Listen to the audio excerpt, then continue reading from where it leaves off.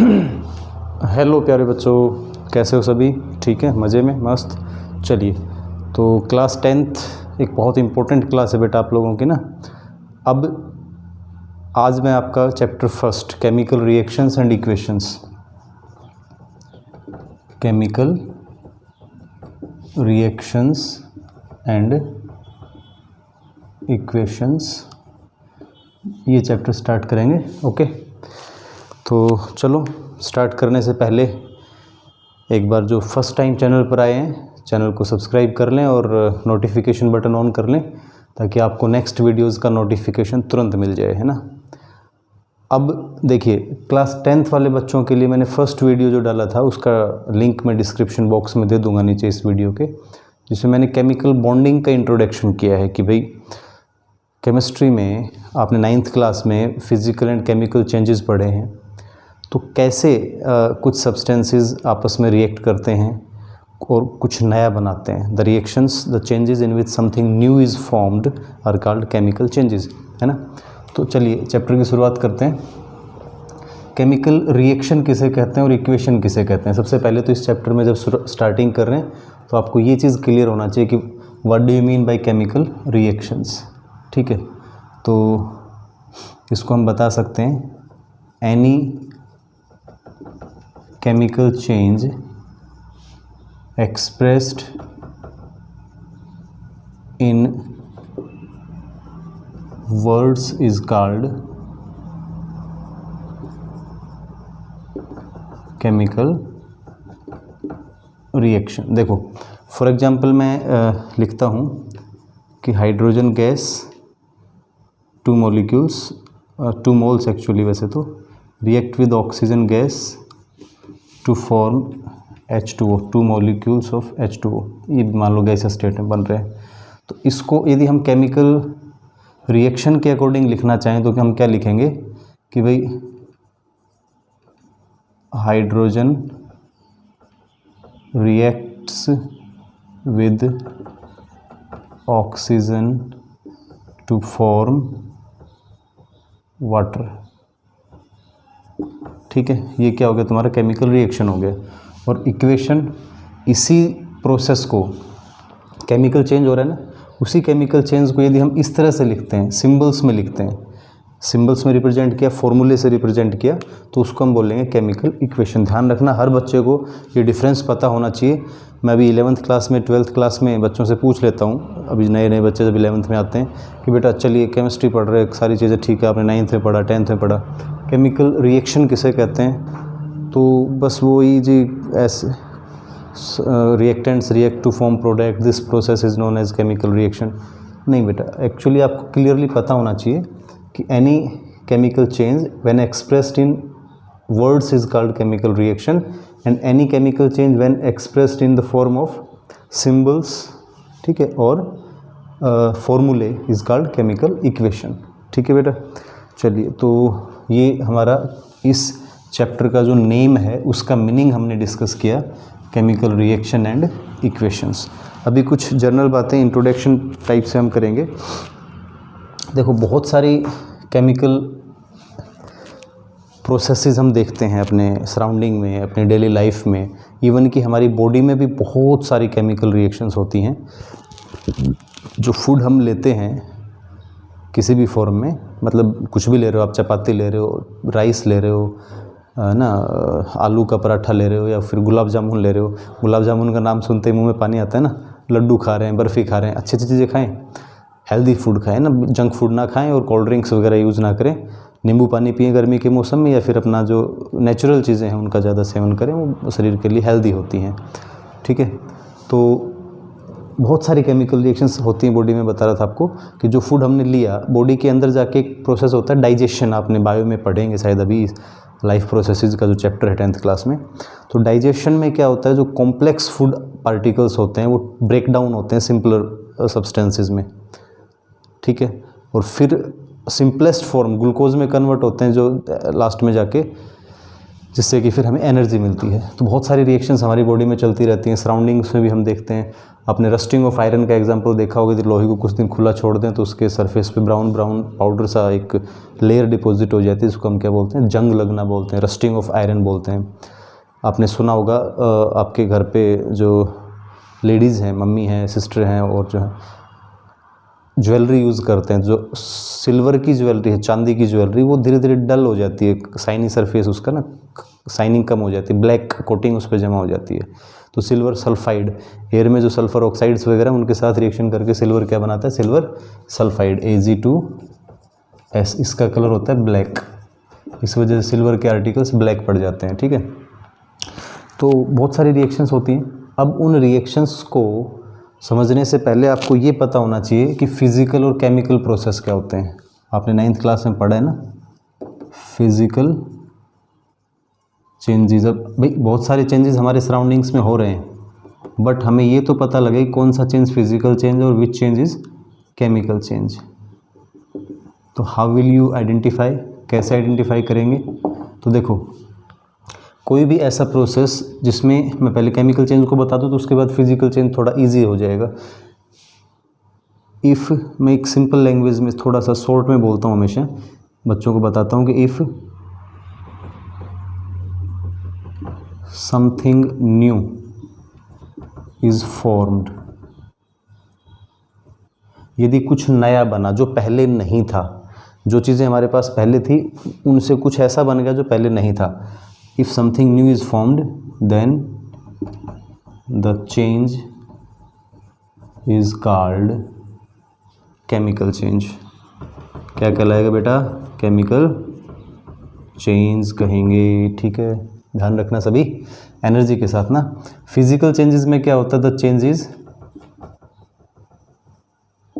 In which only state और size और shape of the substance is changed. जहाँ पे सिर्फ स्टेट चेंज हो रहा है, सॉलिड से लिक्विड, लिक्विड से गैस या गैस से सॉलिड, लिक्विड जो भी, या फिर साइज़ चेंज हो रहा है, उसके टुकड़े कर दें, हम एक पीस ऑफ पेपर लें, उसके 2-3 टुकड़े कर दें, है ना, तो वो क्या है, वो सिर्फ फिजिकल चेंज है। या फिर उसकी शेप में कोई चेंज होता है, तो इस तरह के चेंजेस को हम बोलेंगे सिर्फ फिजिकल चेंजेस। ठीक है बेटा, क्लियर है? तो इसमें कोई डाउट वाली बात नहीं होनी चाहिए आपको। इसके बाद फिजिकल और केमिकल चेंजेस के बाद किसी भी केमिकल रिएक्शन के अंदर 2 मेन टर्म्स होती हैं। एक तो रिएक्टेंट, आपको पता ही होगा सभी को, रिएक्टेंट, और दूसरा प्रोडक्ट। ठीक, अभी जैसे मैं एक एग्जांपल लिख लेता हूँ, CaCO3 कैल्शियम कार्बोनेट। इसको हम हीट करते हैं और हीट करने के बाद हमें मिलता है calcium oxide plus carbon dioxide, ये सॉलिड और ये गैस। ठीक है भाई, ये क्या था? ये भी सॉलिड था। तो इस रिएक्शन में ये जो पार्ट है लेफ्ट हैंड साइड वाला, ठीक है, इसको हम कहेंगे प्रोडक्ट, सॉरी रिएक्टेंट। इसको हम क्या बोलेंगे? रिएक्टेंट। और जो राइट हैंड साइड में जो पार्ट हमारे पास आया, ये सब हमारे क्या हैं? प्रोडक्ट्स। ये क्या है? प्रोडक्ट। तो रिएक्टेंट और प्रोडक्ट को यदि आपको डिफाइन करना हो तो कैसे डिफाइन कर सकते हैं हम? Reactant the particles, the substances which take part in a chemical reaction. The substances, आप लिख लेंगे, डेफिनेशन मैंने बोल दी है। The substances which take part in a chemical reaction are called reactants. ठीक है, ये एरो क्या दिखाता है? ये एरो दिखाता है कि भाई डायरेक्शन ऑफ रिएक्शन को इंडिकेट करेगा। एक तो ये कि जैसे मैंने लेफ़्ट टू राइट लिखा हुआ, तो लेफ़्ट साइड में इसकी पूंछ की तरफ जो है ना, ये वाले तो है रिएक्टेंट, और इसके एरो की, इस तीर के निशान से आगे की तरफ है वो वाले हैं प्रोडक्ट। यदि मैं उल्टा लगा दूं एरो, तो इसका मतलब फिर इधर हमारे रिएक्टेंट होंगे और इस तरफ बनेंगे फिर हमारे product.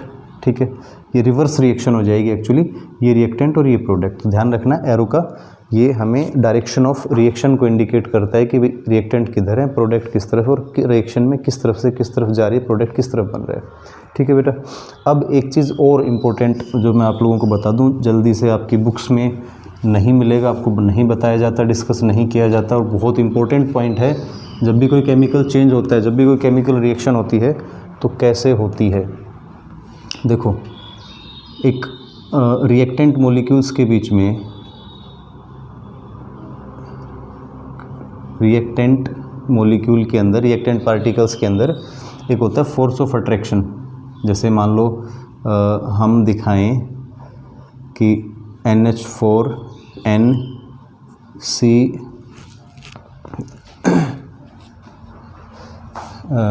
N double bond C double bond O, ammonium cyanate है ये मॉलिक्यूल। ये मॉलिक्यूल क्या है?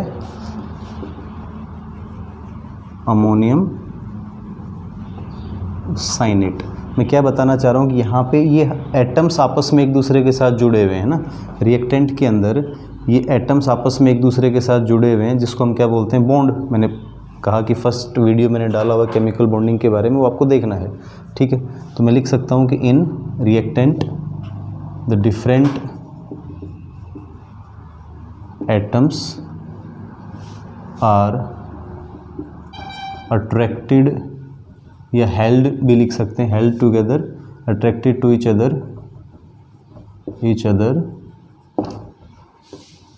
Bye the force of attraction, by the force of attraction known as bond.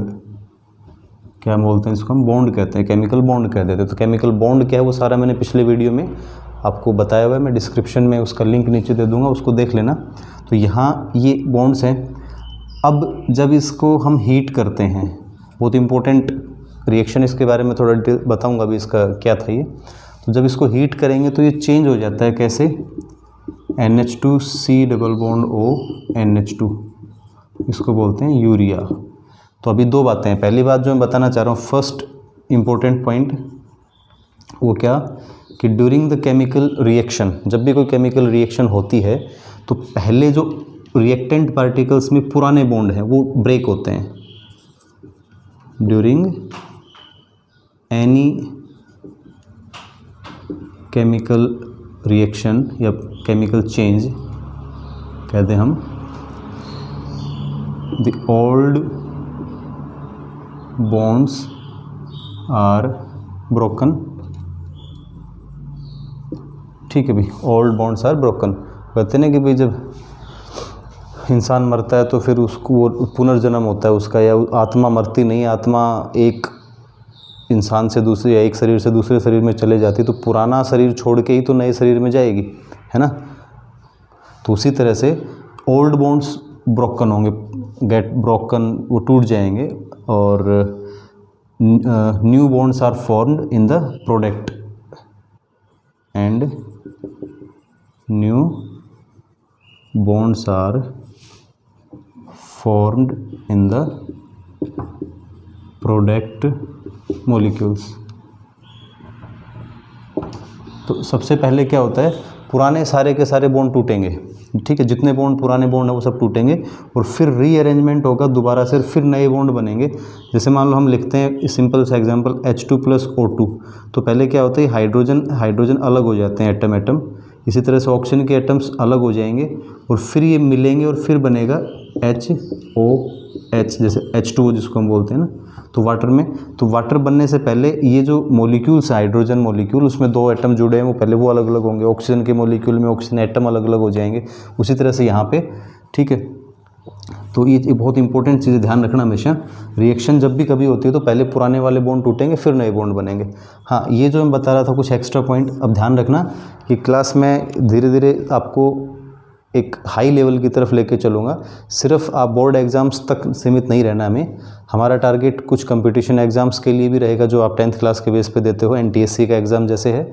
और मेरा ये पूरा प्रयास है कि भाई आपको 10th क्लास में जब केमिस्ट्री पढ़ रहे हैं तो जहाँ जो प्रीवियस क्लास का 9th का कोई टॉपिक आ रहा है उसको डीपली एक्सप्लेन किया जाए, जिन बच्चों को दिक्कत रही हो पिछले साल तो वो ठीक हो जाए, और नेक्स्ट 11th 12th में जब जाएं तो कोई ऐसा टॉपिक जो हम ये कहते हैं भी 10th क्लास में पढ़ा होगा, तो ऐसा ना हो कि भाई आपको वहाँ फिर हेजिटेशन आए या शर्मिंदगी महसूस हो। पूरा डिटेल से एक्सप्लेन करेंगे ताकि आपको 11th 12th में दिक्कत ना आए, ठीक है। तो ये क्या है, ये अमोनियम साइनेट, एक साइंटिस्ट का नाम आपने सुना होगा शायद, अभी तक नहीं सुना तो अब सुना रहा हूँ, और आगे बार बार सुनोगे जब ऑर्गेनिक केमिस्ट्री पढ़ेंगे। ऑर्गेनिक केमिस्ट्री का एक चैप्टर हमारा अभी 10th क्लास में भी है, 4th चैप्टर कार्बोनेटेड कंपाउंड्स, और 11th क्लास में 12th क्लास में तो ऑर्गेनिक केमिस्ट्री काफ़ी है आगे फ्यूचर में ना। तो ऑर्गेनिक केमिस्ट्री ऐसे कंपाउंड की स्टडी को हम, ऐसे कंपाउंड्स की स्टडी को क्या बोलते हैं, ऑर्गेनिक केमिस्ट्री बोलते हैं, जिनमें कार्बन प्रेजेंट होता है। तो ये एक कार्बन यहाँ पे एक ऑर्गेनिक कंपाउंड है।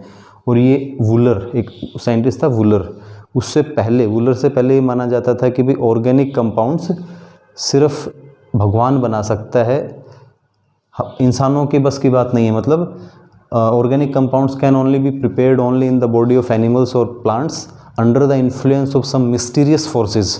ठीक है, कि भाई सिर्फ इंसानों के शरीर में या पेड़ पौधों में, एनिमल्स की बॉडी में या प्लांट्स की बॉडी में कुछ रहस्यमयी ताकतें हैं, उनके इन्फ्लुएंस से अपने आप बनते हैं, हम लैब में नहीं बना सकते। तो वुलर एक प्रयोग कर रहा था, उसने अमोनियम साइनेट बनाया और इसको सुखाने के लिए, ड्राई करने के लिए इसने उसको किया हीट। अब हो गया चमत्कार। क्या हो गया अभी? चमत्कार। चमत्कार क्या हुआ कि अमोनियम साइनेट किस में बदल गया? यूरिया में। तो पहला ऑर्गेनिक कंपाउंड जो लैब में बनाया गया इंसान के द्वारा वो था यूरिया, और एक्सीडेंटली बना। सबसे बड़ी बात ये एक्सीडेंटल डिस्कवरी थी, जानबूझ के नहीं बनाया, करना कुछ चाह रहा था, हो कुछ गया। लेकिन यहाँ से शुरुआत हुई, यहाँ से रिवॉल्यूशन हुआ, यहाँ से बहुत क्रांतिकारी परिवर्तन आए। और आज हम जो ऑर्गेनिक केमिस्ट्री पढ़ते हैं, तो पूरी केमिस्ट्री के लगभग आधे से ज़्यादा, मोर देन 50% कंपाउंड सिर्फ ऑर्गेनिक कंपाउंड है। तो वो कुछ भी नहीं बनते यदि वुलर ये नहीं गड़बड़ करता। तो सब ये सोच के बैठे रहते कि ये तो अपने बस का ही नहीं, अपने बस का ही नहीं, भगवान का काम है, अल्लाह का काम है, गॉड का काम है, वाहिगुरु का काम है। लेकिन वुलर ने गड़बड़ कर दी और आज सबको हमें भी पढ़ना पड़ रहा है भाई, है ना। तो इस वुलर को पीटो पकड़े, अब मिले, पीटो कहाँ से, मिलेगा ही नहीं, तो जा चुका, ये गया भगवान के पास। बहुत दिन हो गए इसको, तो बहुत सालें हो गई ना, ईयर्स हो गए। चलो, तो ये सब हमारा हो जाता है। इसके बाद हम एक चीज़ और बता दूं आपको, मैं कह रहा हूँ कि मैं साथ साथ जहाँ कुछ इम्पोर्टेंट आएगा, आप कुछ आगे के टॉपिक आएंगे तो उनको बताऊंगा। इन दोनों कंपाउंड्स का एक चीज़ कॉमन है कि इन दोनों के अंदर नंबर ऑफ एटम्स सेम है। Number of atoms of different type are same. ठीक है, जैसे नाइट्रोजन इसमें 2 हैं, उसमें भी 2 हैं, इसमें हाइड्रोजन 4 है तो उधर भी 4 है, यहाँ कार्बन 1 है, वहाँ भी 1, इधर ऑक्सीजन 1 है, वहाँ भी ऑक्सीजन 1 है। तो मैं कह सकता हूँ कि मॉलिक्यूलर फॉर्मूला दोनों का क्या है? सेम है। जैसे मैं लिखना चाहूँ तो 4 हाइड्रोजन, नाइट्रोजन 2 है, कार्बन 1 है, ऑक्सीजन 1 है, ये इन दोनों के अंदर यही है ना। तो ऐसे कंपाउंड्स जिनका मॉलिक्यूलर फॉर्मूला सेम होता है, नंबर ऑफ एटम्स दोनों तरफ सेम है, लेकिन इधर अरेंजमेंट कुछ है, इसका नाम कुछ और है, इसका नाम कुछ और है, इसकी प्रॉपर्टीज़ अलग हैं, इसकी प्रॉपर्टीज़ अलग हैं। तो ऐसे कंपाउंड्स को हम बोलते हैं क्या बेटा? आइसोमर्स।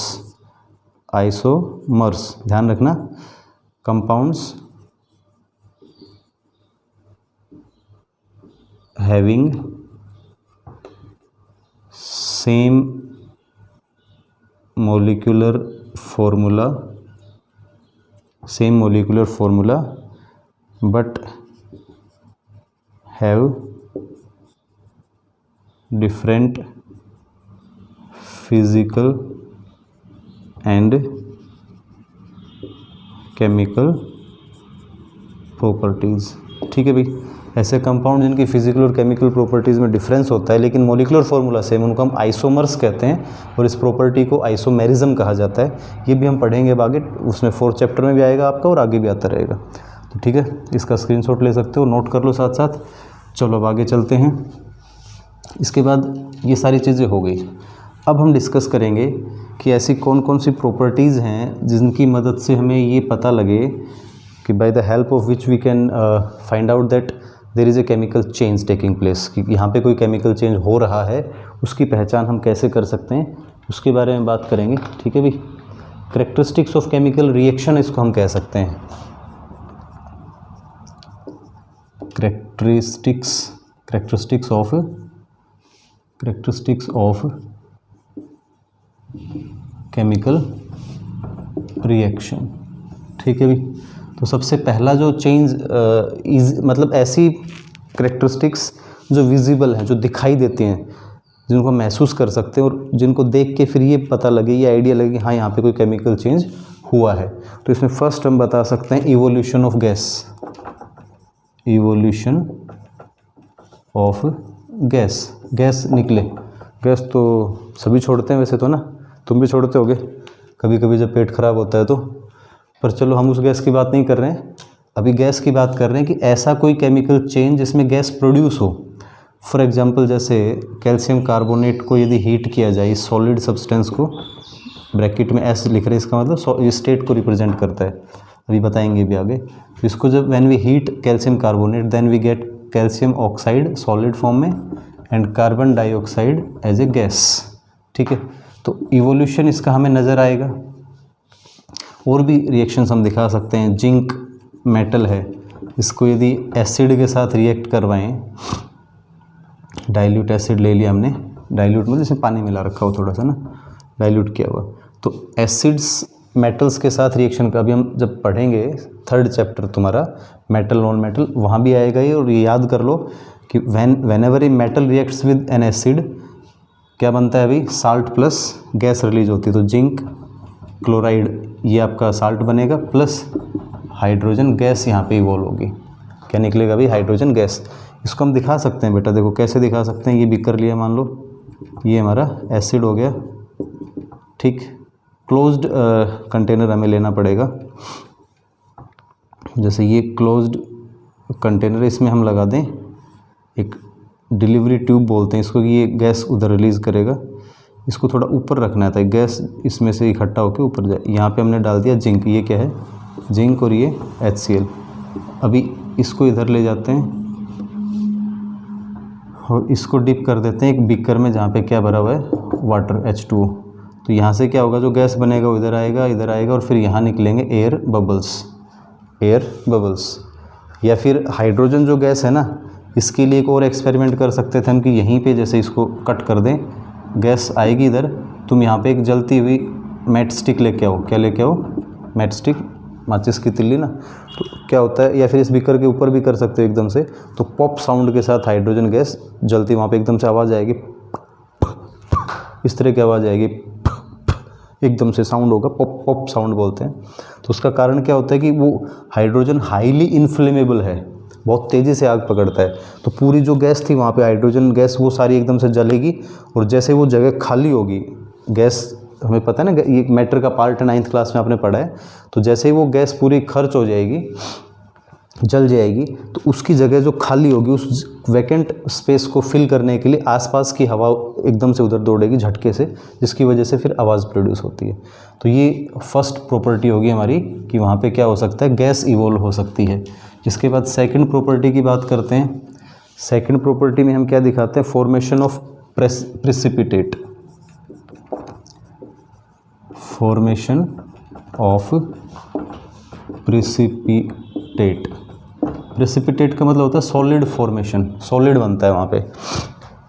जब हम दो साल्ट्स के एक्वस सॉल्यूशंस को मिक्स करें, जैसे सोडियम सल्फेट एक्वस सॉल्यूशन लिया, एक्वस सॉल्यूशन मतलब जहाँ पे कोई भी साल्ट, कोई भी सब्सटेंस पानी में घोल के सॉल्यूशन बनाया जाए। जैसे तुम शिकंजी बनाते हो ना, तो चीनी घोलते हैं पानी में, तो वो शुगर का एक्वस सॉल्यूशन है।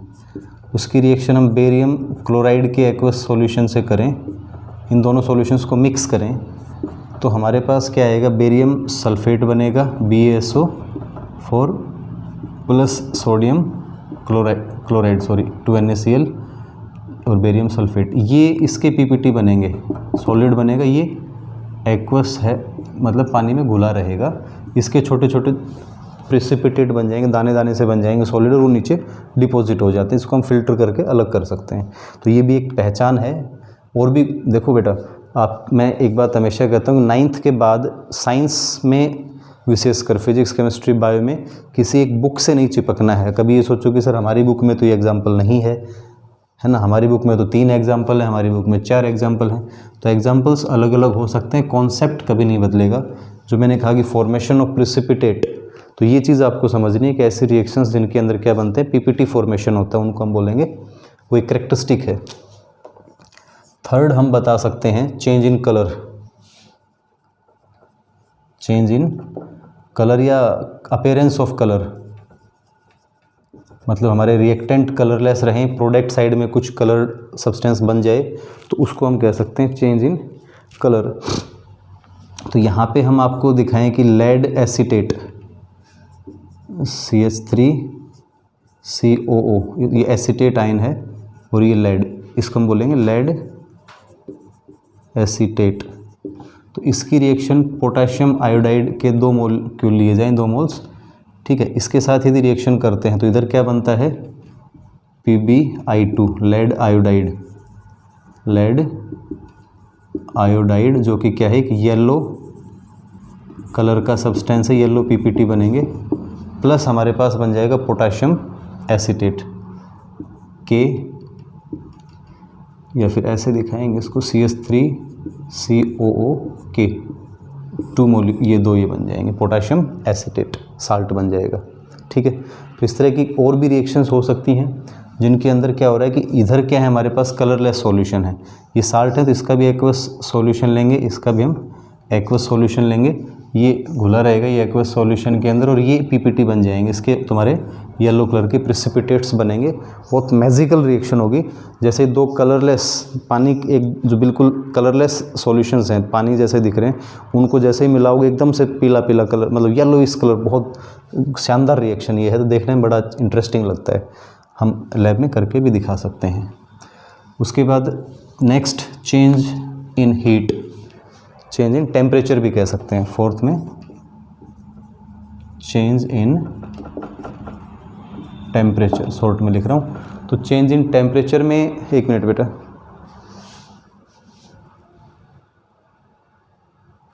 चेंज इन टेम्परेचर में बैटरी लो दिखा रहा है कैमरे की ना, फटाफट करते हैं। चेंज इन टेम्परेचर, तो 2 तरह की रिएक्शंस होती हैं, देखो, फर्स्ट एक्सोथर्मिक रिएक्शंस और सेकंड एंडोथर्मिक। तो एक्सोथर्मिक रिएक्शंस क्या होती हैं, द रिएक्शंस